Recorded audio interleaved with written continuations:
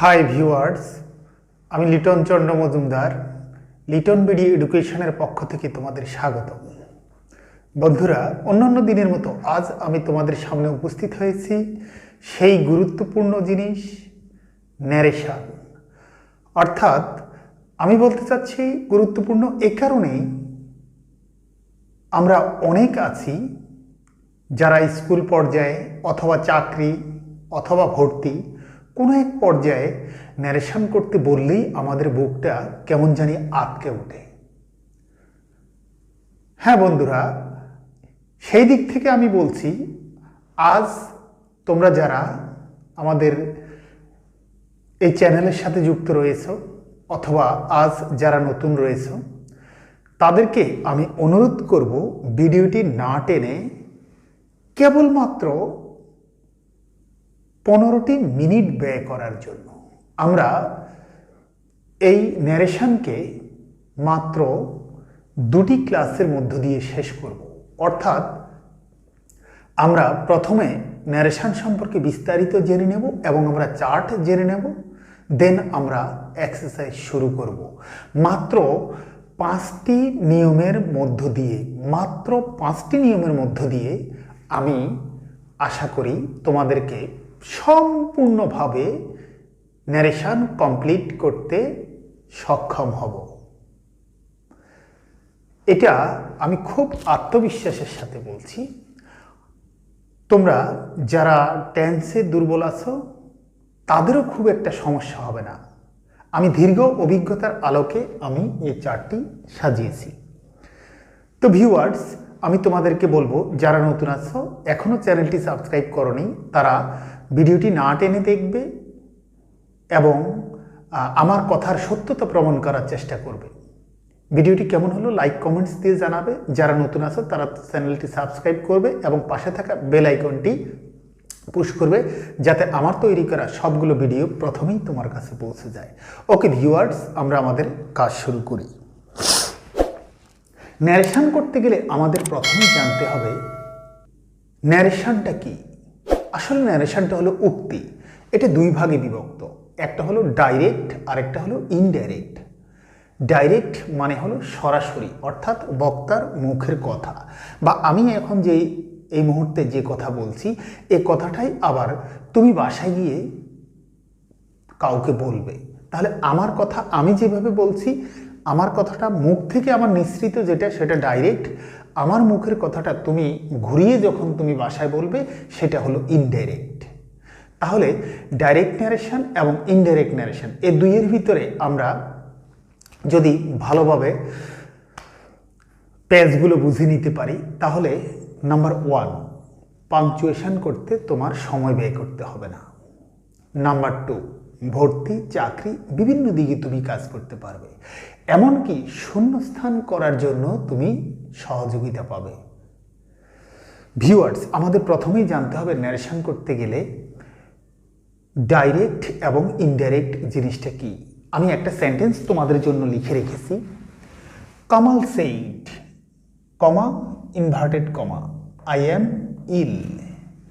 তাহলে কোটেশনের ভিতরে যেটা থাকবে, ঠিক পাংচুয়েশনে এইভাবে আমরা ব্যবহার করি। কোটেশনের ভিতরে যে কথাটা থাকবে সেটা হলো রিপোর্টিং স্পিচ। স্পিচ মানে হলো উক্তি, অর্থাৎ বক্তার মুখের উক্তি সরাসরি যেটা, এবং বাহিরে যেটা থাকবে হোক সেটা এখানে আমি বাম পাশে দেখিয়েছি, ডান পাশেও থাকতে পারে।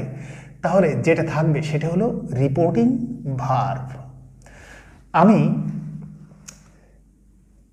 এখানে সাবজেক্ট ভার্ব অবজেক্ট থাকতে পারে, কোটেশনের ভিতরে সাবজেক্ট ভার্ব অবজেক্ট থাকতে পারে, নাও থাকতে পারে, কিন্তু যেভাবেই থাকুক না কেন একটা জিনিস খেয়াল রাখো, এইখানে যেভাবে দেওয়া আছে কোটেশন যখন থাকবে তখন সেটা ডাইরেক্ট ন্যারেশন, যখন কোটেশন থাকবে না আমি ঘুরিয়ে বলবো তখন সেটা ইনডাইরেক্ট ন্যারেশন।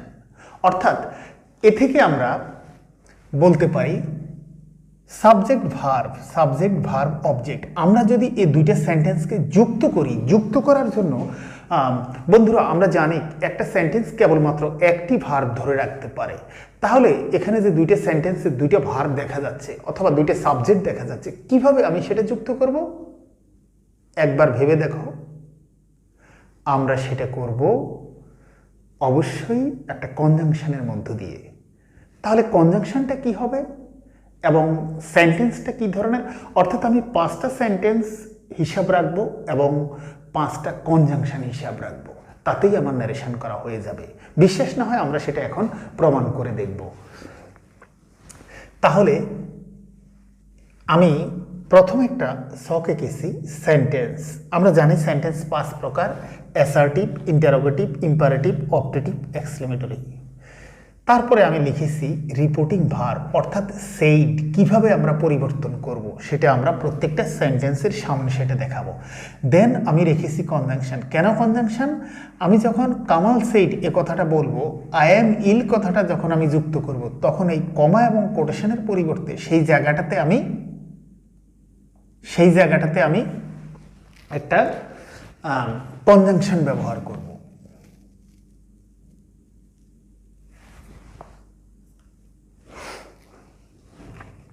সেই কনজাংশনটা আমার সেন্টেন্সের উপর নির্ভর করবে। তাহলে কমা কোটেশন তুলে দেওয়ার জন্য আমি কনজাংশন ব্যবহার করব। তাহলে এখানে আমরা দেখতে পাচ্ছি কমা কোটেশনের জন্য কনজাংশন। তাহলে দুইটা সেন্টেন্সকে যুক্ত করার জন্য আমরা একটা কনজাংশন দেব। তাহলে অ্যাসার্টিভ সেন্টেন্সে রিপোর্টিং ভার্ব কি হবে, কনজাংশন কি হবে? তাহলে আমার তো আগে একটা অ্যাসার্টিভ সেন্টেন্সের উদাহরণ দেখতে হয়, কিভাবে অ্যাসার্টিভ সেন্টেন্স গঠন হয়।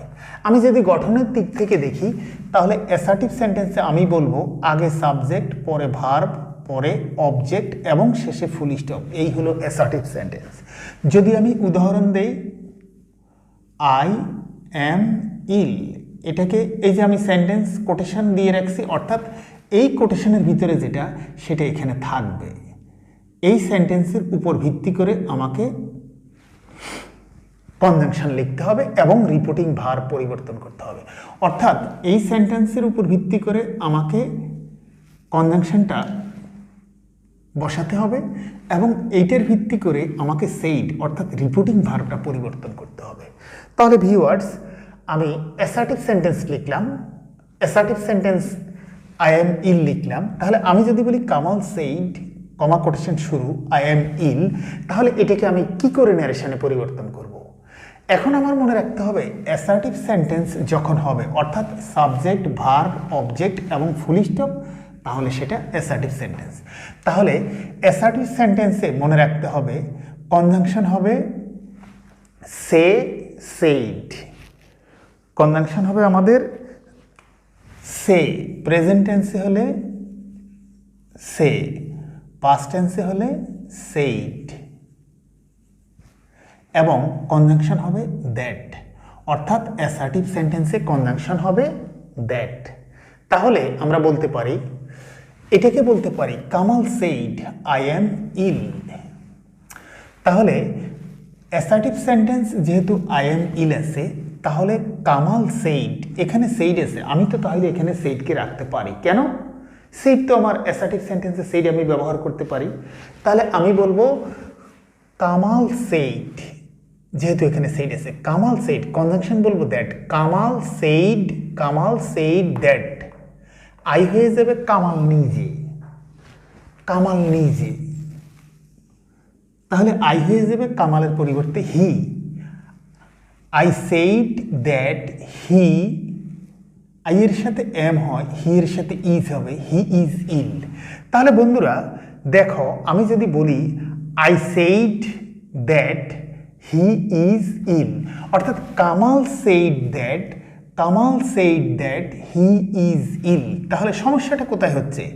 আমি যদি বলি Kamal said that he is ill, খেয়াল করো এখানে এই যে আমি দ্যাট দেখতে পাচ্ছি, এটা একটা কনজাংশন। এই পাশে আছে সেইড অর্থাৎ পাস্ট টেন্স, এই পাশে আছে ইজ, এটা প্রেজেন্ট টেন্স। তাহলে এখানেই তো ভুল হয়ে গেল। আমি তোমাদেরকে বলেছি যে কোনোভাবেই টেন্স খুব বেশি গুরুত্ব না দিয়ে আজকে আমরা সেটা করব। কিভাবে করব সেটাই তো, হ্যাঁ, দেখো said past tense that conjunction R is present tense, তাহলে এই দুই ক্ষেত্রে দুই ধরনের ভার্ব হচ্ছে। কিন্তু আমি যদি বলি কনজাংশন এর উভয় অংশে ভার্ব একই টেন্স হয়, তাহলে এখানে ইজ প্রেজেন্ট টেন্সে পাস্ট টেন্সে আমি ইজকে ওয়াজ করে দিতে পারি। তার মানে Kamal said that he was ইল। হ্যাঁ বন্ধুরা, আমি এই কথাটা বলেছি। যদি তুমি দেখো একটা কনজাংশন দুইটা সেন্টেন্সকে যুক্ত করতে হলে, দুইটা ভার্বকে যুক্ত করতে হলে একটা কনজাংশন লাগবে, কিন্তু দুই পাশে দুইটা ভার্ব থাকবে দুইটা সেন্টেন্সে, তাহলে তুমি কোন টেন্সে রাখবা? অর্থাৎ প্রথম ভার্বটা যদি পাস্ট টেন্সে হয় রিপোর্টিং ভার্বের, তুমি পরেরটা পাস্ট টেন্সে দিতে হবে। তাহলে এখানে ইজ কিভাবে তুমি লিখবে? অবশ্যই কনজাংশনের পরে সাবজেক্ট লেখার পরে তুমি ভার্বটা পাস্ট টেন্সে দেবে, তাহলে ইজ হয়ে যাবে ওয়াজ, তাহলে পাস্ট টেন্স হয়ে গেল।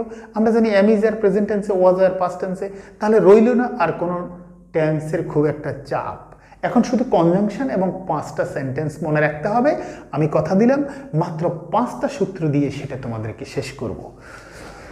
তাহলে আমরা এখান থেকে বুঝে গেলাম কামাল সেইড অ্যাসার্টিভ সেন্টেন্সের জন্য সেইড বলবো, তাহলে কামাল সেইড কনজাংশন হবে assertive sentence that. Kamal said that I হয়ে যাবে কামাল নিজে অর্থাৎ হি। আই সেইড দ্যাট হি, এখানে আই এর সাথে এম হয়, হি এর সাথে ইজ হবে, কিন্তু আমরা ইজ দেব না, যেহেতু এদিকে পাস্ট টেন্স আছে তাহলে আমরা এদিকে ওয়াজ দেব। I said that he was ill. Clear? এই হলো অ্যাসার্টিভ সেন্টেন্স এবং শেষ একটা।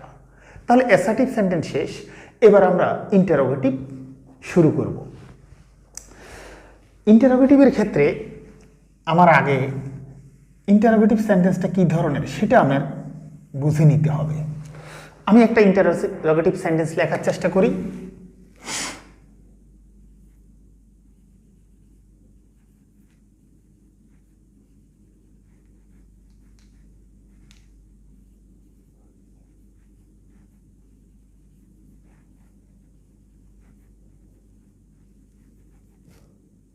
Can you play football? তাহলে এখানে ক্যান আগে আসার জন্য এখানে কোশ্চেন মার্ক হয়েছে, অর্থাৎ এটা ইন্টারোগেটিভ। তুমি কি ফুটবল খেলতে পারো? তাহলে এই ইন্টারোগেটিভটা যদি আমি এই কোটেশনের ভিতর ফেলে দিই, আমি যদি এই কমা এবং কোটেশনের ভিতর এই জিনিসটা দিয়ে দিই, তাহলে বাম পাশে আছে কামাল সেইড। তাহলে আমি কি এখন সেইড লিখতে পারবো কিনা? আমি কি এখন সেইড লিখতে পারবো কিনা? হ্যাঁ ভিউয়ার্স, আমি এখন সেইড লিখতে পারবো কিনা? ইন্টারোগেটিভের জন্য আছে আস্ক আর পাস্ট টেন্সে আছে আস্কড। হ্যাঁ, আমি তোমাদের জন্য বলছি এখানে আক্স অথবা আক্সড ব্যবহার করবে, কিন্তু এখানে enquire of, want to know, demand এইসব আমরা ব্যবহার করতে পারি, কিন্তু অ্যাজ এ স্টুডেন্ট তুমি এইভাবে দিলেই হবে আক্সড। কিন্তু যখন তুমি টিচার হবে তখন তোমাকে সেগুলো শিখতে হবে, কারণ অন্য একজন লিখে দিলে তুমি যদি সেটা ভুল বলে কেটে দাও তাহলে তো তোমাকে জবাবদিহিতে করতে হবে, সুতরাং তখন তোমাকে সেটা শিখে নিতে হবে। তাহলে আমি শুধু আক্স এবং আক্সড দিয়ে করব। আর কনজাংশন হবে ইফ অথবা ডব্লিউএইচ থাকলে ডব্লিউএইচ। আমি ডব্লিউএইচ এর কথা পরে বলছি, আমি ইফ দিয়ে বলছি। কোটেশনের ভিতরে যে সেন্টেন্সটা থাকবে, যেমন এখানে আই এম ইলের পরিবর্তে আমি যদি বলি ক্যান ইউ প্লে ফুটবল, এটাকে এখানে নিয়ে আসি, তাহলে Kamal said can you play football. এখন এই ক্যান ইউ প্লে ফুটবল এই কথাটা যদি ইয়েস অথবা নো, ইয়েস অথবা নোতে যদি উত্তর দেওয়া যায় তাহলে আমি ইফ বলবো। আর যদি এখানে কোনো কনজাংশন থেকে থাকে, যেমন ডব্লিউএইচ এর, যেমন হোয়ার আর ইউ গোয়িং, এখানে হোয়ার নিজেই একটা কনজাংশন, সুতরাং আমি এই ডব্লিউএইচ থাকলে ডব্লিউএইচ দিয়েই করব, ডব্লিউএইচ না থাকলে আমি ইফ দিয়ে করব। অর্থাৎ কোটেশনের ভিতরে যে ইন্টারোগেটিভ সেটার উত্তর যদি ইয়েস বা নোতে দেওয়া যায়, যেমন can you play football, yes or no, তাহলে ইয়েস বা নোতে যদি দেওয়া যায় আমি ইফ দিয়ে করব কনজাংশন, যদি সেটা না হয় ডব্লিউএইচ থাকে আমি ডব্লিউএইচ দিয়ে করব। ক্লিয়ার? তাহলে কামাল সেইড এই কথাটা এখানে বলে ক্যান ইউ প্লে ফুটবল, তাহলে আমি জানি ইন্টারোগেটিভের জন্য আমি এই সেইড ব্যবহার করতে পারবো না, সেইড পাস্ট টেন্সে আছে, আমাকে সেইডের পরিবর্তে আক্সড লিখতে হবে। অর্থাৎ উত্তর হবে কামাল আক্সড, কামাল আক্সড।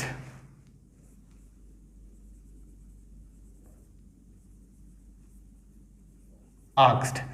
এইটার উত্তর ইয়েস বা নোতে দেওয়া যায়। আমি বলবো ইফ, ইউ তুমি, তাহলে ইফ আই। এখন ক্যানের পাস্ট টেন্স হলো কুড। মডালসের পরে ভার্বের present form, play football, full stop. এখন ভিউয়ার্স দেখো, এই যে আমাদের এখানে ইফ হলো কনজাংশন, কনজাংশনের এই পাশে আছে আস্কড পাস্ট টেন্স, এই পাশে আছে কুড, কুডও পাস্ট টেন্স, অর্থাৎ কনজাংশনের উভয় দিকে একই টেন্স হলো।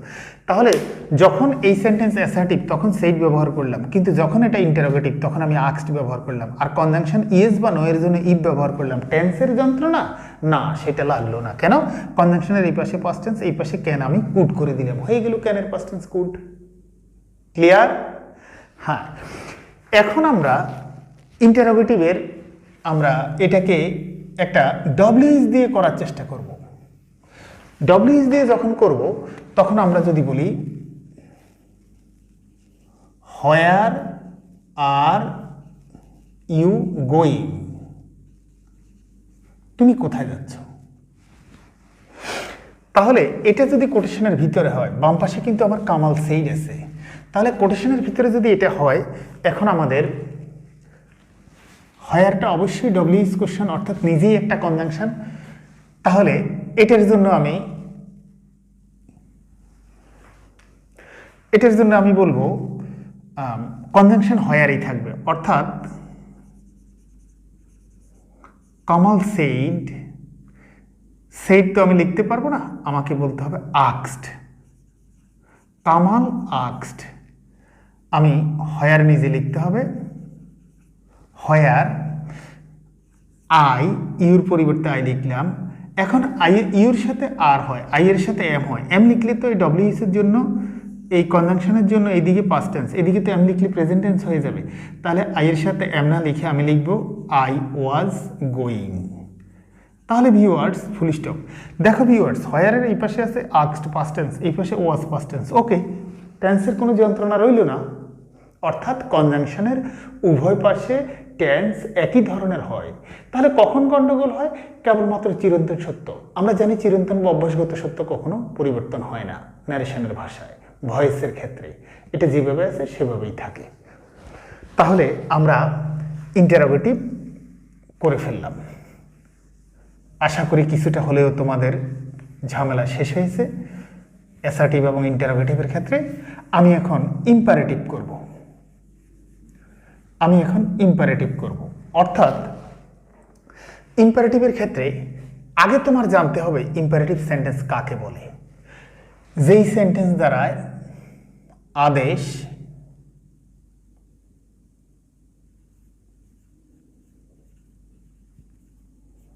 উপদেশ, অনুরোধ,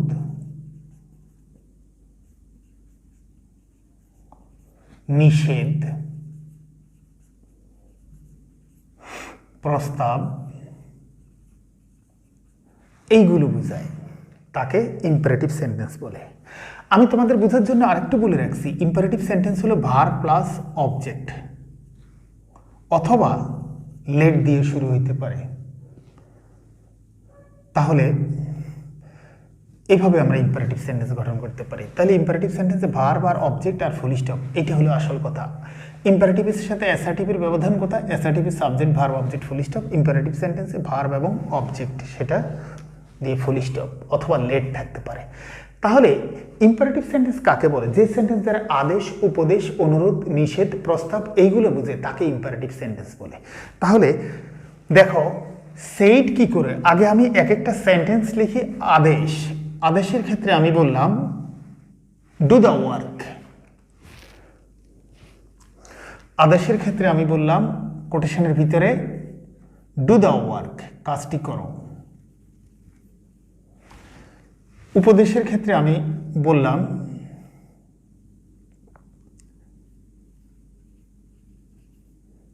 read the book to make a good result. অনুরোধের ক্ষেত্রে বললাম প্লিজ ডু দ্য ওয়ার্ক অথবা কাইন্ডলি ডু দ্য ওয়ার্ক। নিষেধের ক্ষেত্রে বললাম don't run in the sun, রৌদ্রে দৌড়াদৌড়ি করো না। প্রস্তাবের ক্ষেত্রে বললাম লেট আস প্লে ফুটবল, চলো ফুটবল খেলতে যাই। এগুলো সবই কোটেশনের ভিতরে। তাহলে ভিউয়ার্স, আমার সবচেয়ে জানতে হবে কোটেশনের ভিতরের সেন্টেন্সটা কোন টেন্সে, সেই সেন্টেন্সটা কি ধরনের সেন্টেন্স, অ্যাসার্টিভ, ইন্টারোগেটিভ, নাকি ইম্পারেটিভ, নাকি অপটেটিভ, নাকি এক্সক্লেমেটরি। তাহলে আমার সেন্টেন্স লেখা শেষ। আমি এখন যদি বলি Kamal said do the work, তাহলে দেখো যখন আদেশ বুঝাবে তখন কোনো কনজাংশন লিখতে পারবো না। কেন কনজাংশন লিখবো না? দেখো প্রত্যেকটার শুরুতে ভার্ব আছে, আর এটা তো লেট আছে। তার মানে এটুকু দেখে যদি তুমি ইম্পারেটিভ বুঝে যাও, তাহলে ডু দ্য ওয়ার্ক দ্বারা বুঝিয়েছে আদেশ। আদেশের ইংরেজিটা কি? অর্ডার। অর্থাৎ সেইডের পরিবর্তে হবে অর্ডার, পাস্ট টেন্স হইলে অর্ডারড, ইডি যোগ করলে।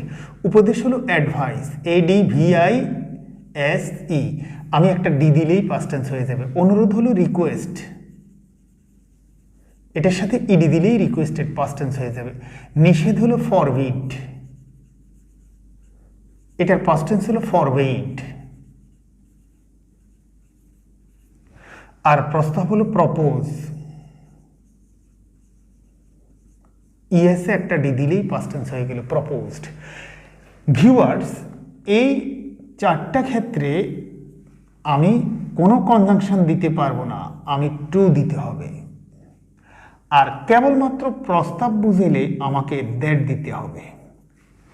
তাহলে ইম্পারেটিভ সেন্টেন্সকে আমি দুইভাবে ভাগ করলাম।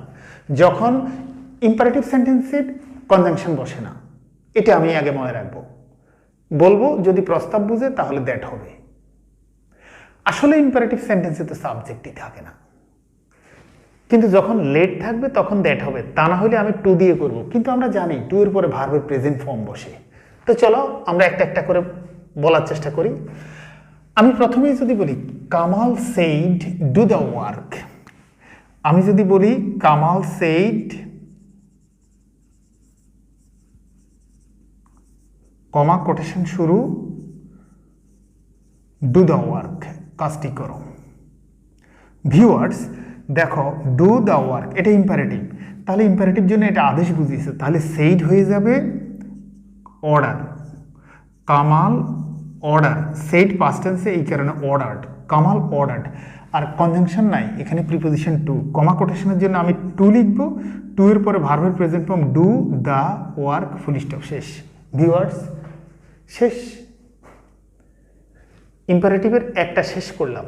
তাহলে আমি যদি এখন আদেশের পরিবর্তে আমি যদি একটা উপদেশ দিয়ে দেই তাহলে কি হবে?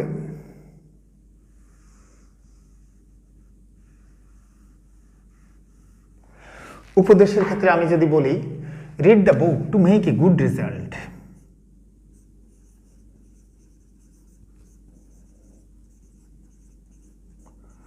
read the book to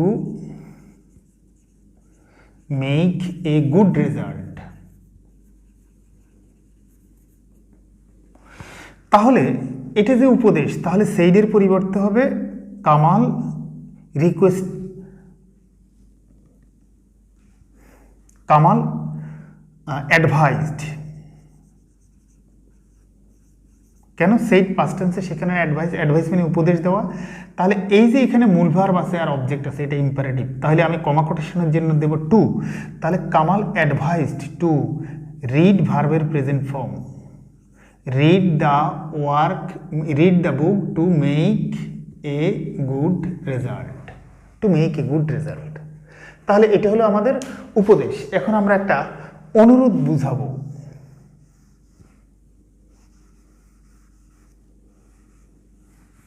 আমরা এখন একটা অনুরোধ বুঝাবো, অর্থাৎ Kamal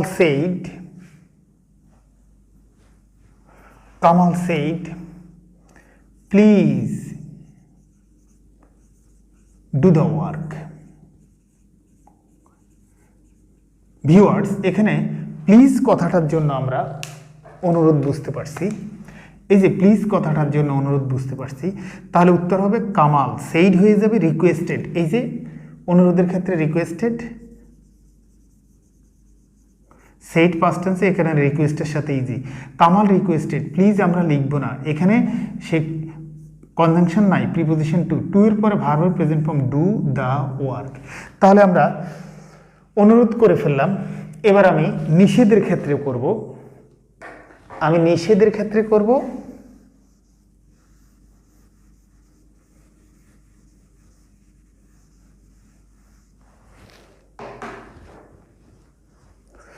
Kamal said, don't run in the sun. রৌদ্রে দৌড়াদৌড়ি করো না। তাহলে দেখো, নিষেধ বোঝাচ্ছে এই যে এই অংশটা। তাহলে নিষেধের জন্য আমি কি বলবো? সেইডের পরিবর্তে ফরবিডের পাস্ট টেন্স ফরবিড। তাহলে উত্তর হবে কামাল ফরবিড।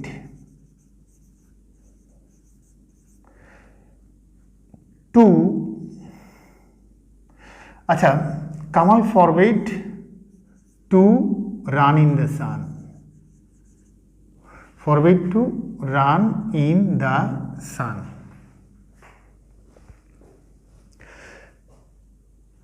তাহলে আমরা এখন আমাদের শেষ প্রস্তাবটা বুঝিয়ে দেই, তাহলে আমাদের ইম্পারেটিভ শেষ হয়ে যাবে। তাহলে ভিউয়ার্স, প্রস্তাব যদি আমি তৈরি করি, তাহলে Kamal said, late us play football.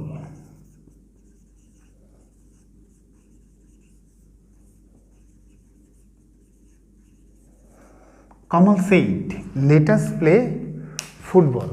তাহলে এখানে আমাদের এই যে লেট আছে, যার কারণে আমরা প্রস্তাব বোঝানোর জন্য কামাল প্রপোজড।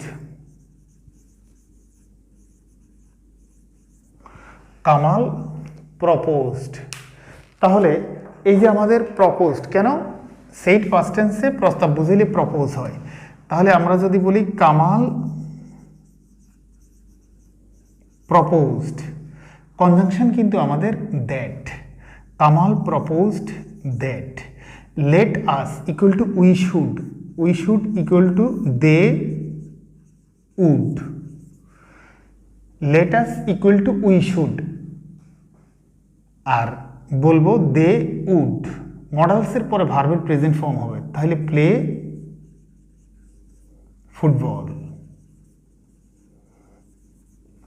এই হলো আমাদের টোটাল ইম্পারেটিভ। এখন আমাদের সামনে রইল অপটেটিভ এবং এক্সক্লেমেটরি। অপটেটিভ এবং এক্সক্লেমেটরি।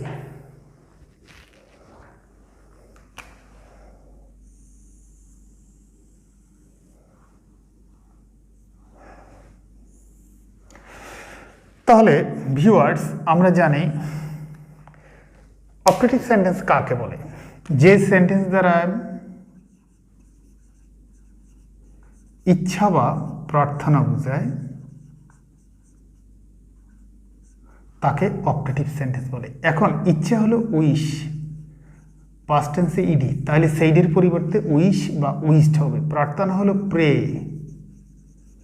পাস্ট টেন্সে হলো ইডি, প্রেইড। আর কনজাংশনের ক্ষেত্রে দ্যাট। এখন আমার দুইটা সেন্টেন্স লিখতে হবে, একটা ইচ্ছা বুঝাবে, একটা প্রার্থনা বুঝাবে। তাহলে আমি যদি বলি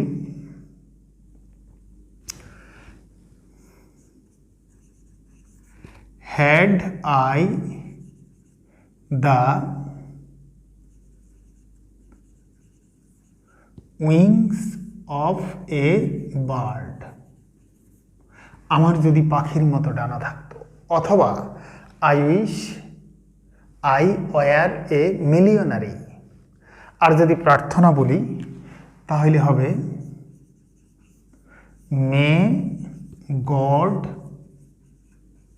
ব্লেস ইউ, গড তোমার মঙ্গল করুক। তাহলে ভিউয়ার্স, এই আমাদের ইচ্ছা বা প্রার্থনা লিখে ফেললাম।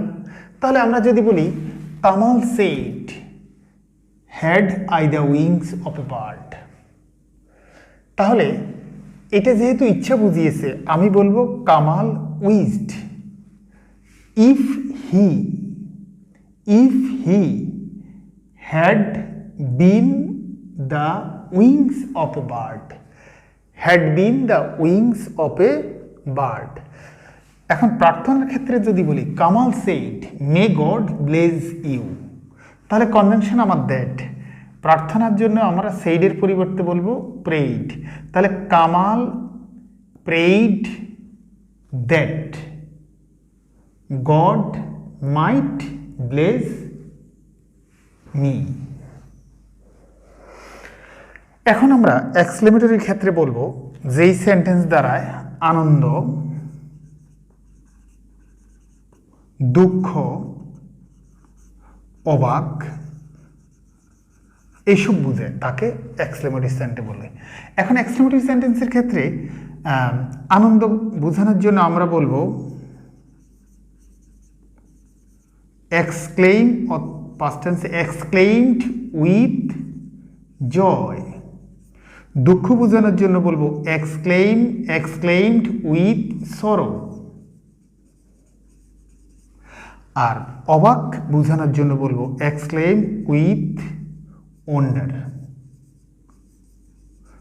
বন্ধুরা, তোমরা ওন্ডার না দিয়া সারপ্রাইজও লিখতে পারো। তোমরা চাইলে সারপ্রাইজ না লেখা অ্যামেজও লিখতে পারো। তাহলে ওন্ডার লিখতে পারো, সারপ্রাইজ লিখতে পারো, অ্যামেজ লিখতে পারো। তাহলে আমরা এক্সক্লেমেটরি যদি সেন্টেন্স আনন্দ বুঝায় তাহলে আমাদের তো অবশ্যই 3টে উদাহরণ লিখতে হয়।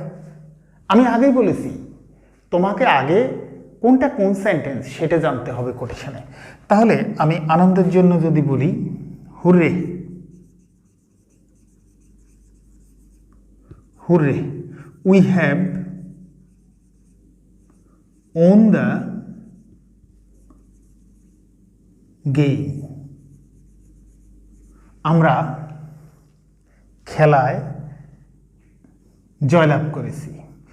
যদি দুঃখ বলি এলাজ আই এম আন্ডার। যদি অবাক বলি হাউ নাইস দ্য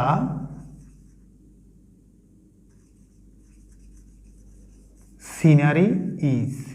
ভিউয়ার্স, খেয়াল করো how plus adjective plus subject plus verb, এই গঠনটা অবাকের গঠনটা হলো how plus adjective subject plus verb. তাহলে আমরা যদি এখন কামাল সেইডের সামনে বলি Kamal said hurray we have won the game, তাহলে যেহেতু হুররে দ্বারা আনন্দ বুঝিয়েছে তাহলে আমি বলবো সেইডের পরিবর্তে কামাল এক্সক্লেইমড, যেহেতু সেইড পাস্ট টেন্সে আছে, Kamal exclaimed with joy. Conjunction কিন্তু দ্যাট। তাহলে Kamal exclaimed with joy that, hurray তো আমরা লিখব না, উই হয়ে যাবে দে। হ্যাভের পাস্ট টেন্স হবে হ্যাড, ভার্বের ভিতরে won, they had won the game. যদি এলাজ আই এম আনডান বলি Kamal said alas I am undone, তাহলে এলাজ দ্বারায় দুঃখ বুঝিয়েছে, তাহলে আমরা বলবো Kamal exclaimed with sorrow that, এলাজ লিখব না, হি ওয়াজ আনডান। যদি আমরা অবাক বুঝাই যেমন Kamal said how nice the scenery is, তাহলে হাউ দ্বারায় অথবা হোয়াট দ্বারা হইলে অবাক বুঝাবে, আমরা বলবো সেইডের পরিবর্তে কামাল সেইডের পরিবর্তে বলবো কামাল এক্সক্লেইমড উইথ ওন্ডার অথবা সারপ্রাইজ অথবা অ্যামেজ কনজাংশন দ্যাট। দ্যাট, এখন দ্যাটের পরে তো আগে সাবজেক্ট লাগবে, অর্থাৎ দ্য সিনারি। আমি বাম পাশে সেইড বলেছি দ্যাটের, ডান পাশে ইজ আছে, আমি বলবো ওয়াজ। তাহলে দ্য সিনারি ওয়াজ, হাউর জন্য ভেরি, তারপরে nice, the scenery was very nice, full stop. তাহলে ভিউয়ার্স, এই হলো তুমি টেন্স কম জানলেও তুমি ন্যারেশন করতে পারবে। এবং আসলে মূল জিনিসটা হলো কোনটা কোন সেন্টেন্স সেটা আগে তোমার ক্লিয়ার হওয়া, এবং কোন সেন্টেন্সে কোন কনজাংশন বসে। রিপোর্টিং ভার্ব নিয়ে টেনশন নেই, কারণ এই যে এক একটা তার ভাষা অনুযায়ী হলো আদেশ মানে হলো অর্ডার, উপদেশ হলো অ্যাডভাইস, এগুলো এমনিতেই রিপোর্টিং ভার্ব চলে আসে। তাহলে আমরা এই চারটা যদি মনে রাখতে পারি তাহলে আমরা অতি সহজে ন্যারেশন করতে পারবো। ভিউয়ার্স, আমাদের পরবর্তী ক্লাসটা হবে ন্যারেশনের প্র্যাকটিসের উপরে, এবং তার পরবর্তী ক্লাস হবে ইন্টারমিডিয়েট মডিফায়ার্সের উপরে। ভিউয়ার্স, ভিডিওটি যদি ভালো লাগে তাহলে অবশ্যই লাইক, কমেন্ট এবং শেয়ার করবে, আর বন্ধুদেরকে দিয়ে সাবস্ক্রাইব করানোর চেষ্টা করবে, যাতে আমরা আরও নিত্য নতুন ভিডিও নিয়ে তোমাদের সামনে চলে আসতে পারি। তো ভিউয়ার্স, সে পর্যন্ত ভালো থাকো। আল্লাহ হাফেজ।